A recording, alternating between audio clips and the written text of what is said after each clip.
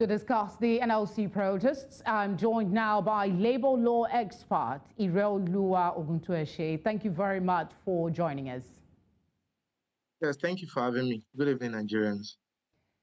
The latest we've had this evening, NLC has suspended strict actions for tomorrow, and the premise is that they achieved the purpose of the protest today. They said key objectives were overwhelmingly attained. What might these be in your view?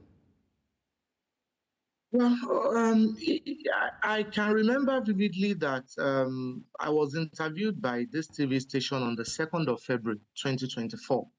And my view, when I was asked is that in lieu of going on strike, that labor should hold, I called it picketing. Picketing is also a form of protest. So this is actually what is happening now. So it's a welcome development. But regarding the suspension of the protest, in relation to whether it has achieved its purpose, well, I think the purpose of the protest generally, is to exercise our freedom of expression under Chapter 4, Section 39 of the 1999 Constitution as amended, and to communicate to the government. Because, when there is a kind of distrust, or when there is a kind of disconnection, rather, between the people and the government, I think is very necessary, for the people to communicate to the government. And I think the challenges that this country is facing is very obvious and very palpable. Everybody can see it. It is very significant and very important for people to communicate their misgivings. Now, that being said, can we say that the protest has achieved its objective? Well, for me, I would say yes, and I would also say no. Now, yes, in the sense that there has been concerted efforts by the NLC and throughout the state of the Federation, communicating their feelings and communicating people's feelings. So to that extent, I think the government would have erred. But again, if we look at the history, between NLC and government, we can see that there has always been a sort of distrust on the part of the government in not fulfilling what they promise. So I just hope that on the part of the government, they will expedite action in bringing out policy, people policy, that would ensure that the challenge in the high cost of living and the challenges people are facing, including myself, including everybody, that the government would ensure that the challenges, are quenched, if not totally ameliorated. Because the reason I'm applauding this protest is that we shouldn't wait till people come out. Now, there is general spread of hunger in the land, and any anger that is fueled by hunger is usually very, very serious. So I think the NLC is protesting on behalf of the people now, which is encouraging.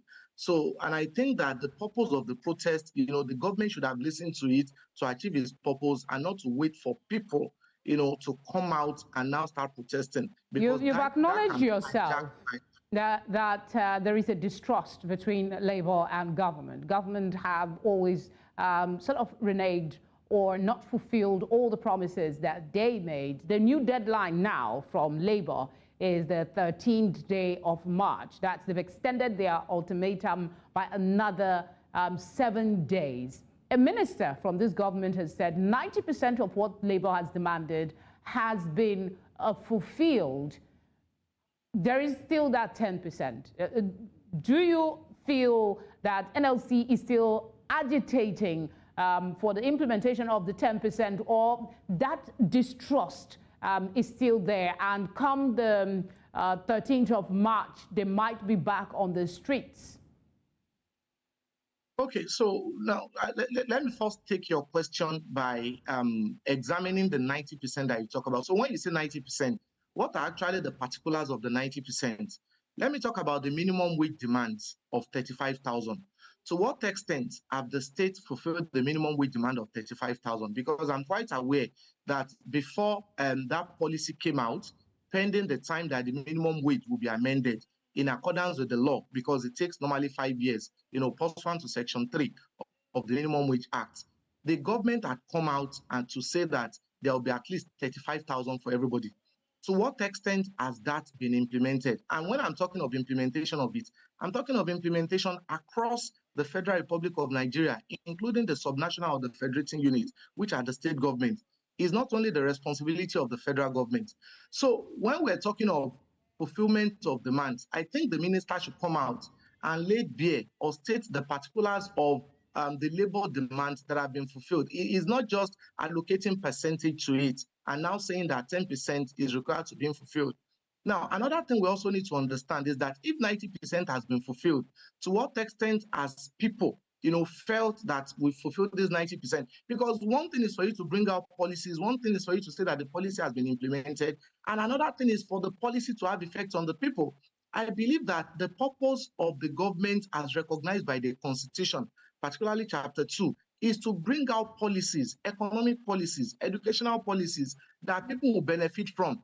And so am I inferring, in the interest of time, sorry to interject, Oluwa, am I inferring from what you're saying that there is every possibility that Labour might be back on the streets come March 13? They said they will re-strategize if the deadline comes and the government failed. In 30 seconds, if you can. Well, I am not a member of the NLC, but I will encourage them, that they should act on behalf of the Nigerians, and they should ensure that they continue to draw or incline the gaze of the federal government to their responsibilities. If in drawing their attention to responsibility, they need to peacefully protest, then let them protest. If in drawing their attention to their responsibilities, they need to organize press briefing, then let them organize press briefing. But the federal government at every point in time and every form of government must understand that they need to listen to the yearnings of the people. That's the reason they form this particular government. We voted them there, and they have a responsibility towards the people. Thank you very much for speaking with us. We appreciate your time. Thank you for having me. Yeah, bye-bye.